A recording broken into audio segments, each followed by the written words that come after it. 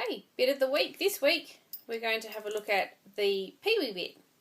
Now when you get the PeeWee Bit, it comes with all these different coloured stickers on it now to show you how to correctly put it onto the bridle, because obviously it looks a little bit confusing and it is quite easy for people to put it on the bridle incorrectly.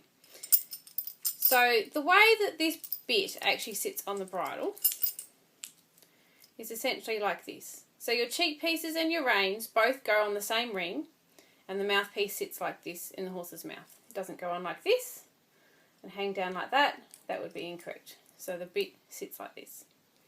Now, as you can see, it is essentially a mullen mouthpiece. So it's a slightly curved, unjointed mouthpiece to this bit. It's a sweet iron material, which is why it's black, and yes, it will rust and change colour with use.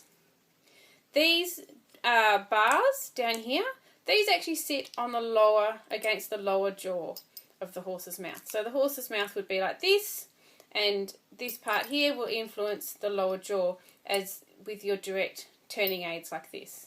The strap underneath here isn't actually a curb strap. It's simply just like a chin strap like you may get on a Western snaffle or something similar to that. It doesn't influence the curb, the nerve under there and the curb groove at all, and shouldn't be adjusted so that it's tight. It simply sits there as a curb strap.